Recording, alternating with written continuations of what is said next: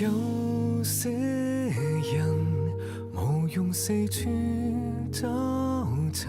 我覺得而家我成日都提醒自己要保持喺呢個狀態，咁所以為咗要保持喺呢個狀態咧，我一定要 keep 住自己係一個好唔 active 嘅音樂人，即係喺大家眼中我係一個 outsider， 我先會享受到呢種樂趣咯。情不再名分，聯繫於心，不需博取世間首肯。情不用遺憾，存在於心，不需要真正抱緊。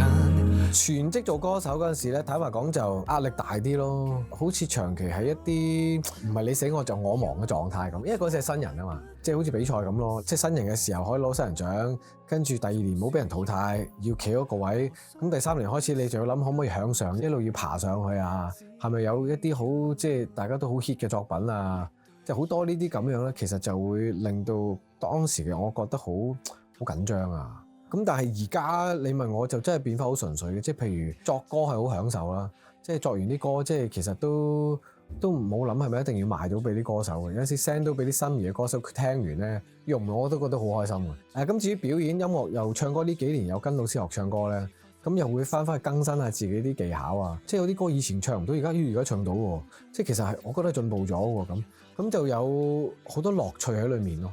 咁所以我覺得導致到喺表演上面其實會多咗一份鬆容啊，多咗一份柔韌喺度啦，我覺得係。傷過人，戀過人，難道可兩全其美？喜歡誰，討厭誰，全為了這幕是掌聲四起。我知你獻悲愛藏傲氣，像劇情來處理，現實無常悲喜。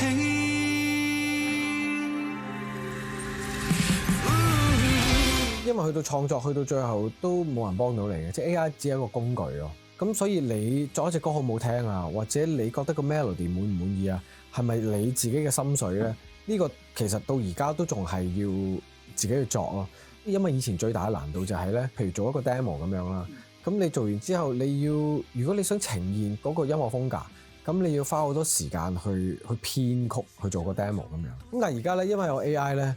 即係你幾分鐘佢就 gen 到一個最好嘅編曲出嚟咧，咁就好似係有一個世界級嘅編曲人幫你一齊做 demo 一齊做助手咁。咁但係調翻轉咧，編到咁 fine 都好啦，即係啲嘢去到天花板都好啦，即係歌仲好唔好聽啊？呢個就係調翻轉可以去引證翻，就算編到好好都好，隻歌我覺得有啲嘢都唔係好去或者唔係好咩，咁我又會重新再執嗰個 melody， 係，所以我覺得對於我嚟講係一個好好用嘅工具咯。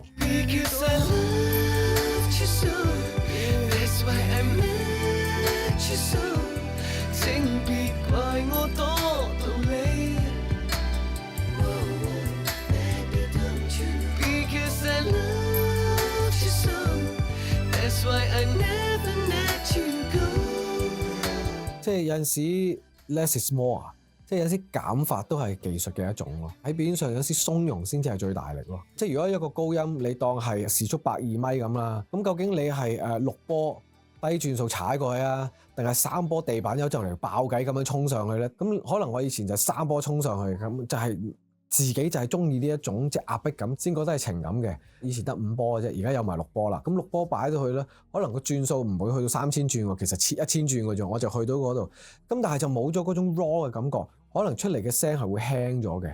咁究竟呢個聲好唔好聽咧？即係自己又中唔中意咧？因為畢竟唱歌其實去到最後技巧對於我嚟講，我唔覺得係最重要咯。反而即係俾人見到技巧先至唔係最高級嘅技巧。去到最後技巧都係令到你可唔可以呈現你想表達嘅情感咯。一個反應經已分擔無力感。我覺得而家我成日都提醒自己要保持喺呢個狀態。咁所以為咗要保持喺呢個狀態咧，我一定要 keep 住自己係一個好唔 active 嘅音樂人。即係喺大家眼中我係一個 outsider，我先會享受到呢種樂趣咯。咁我好希望睇完個 show 嘅時候，啲觀眾可以答我，即係 what's next 啫嘛。其實呢個唔係問我自己，我係想問啲觀眾，你覺得我下一步係點咯？咁我都想，究竟啲觀眾應該係覺得你都係瞓啦，唔好再出翻嚟啊？定係唔係？我想睇你再大啲嘅場，或者我下次都想嚟喎。即係你嘅下一步係咩咁？咁我想睇下究竟我好努力之後最誠懇得到觀眾嘅答案究竟係邊樣咯？一眾人於武林，為我跟你談生死。偉人的修行，平淡也是傳奇。當打爆機，我知最想感謝還是你，在大團圓結尾，淡淡然懷抱玻璃中。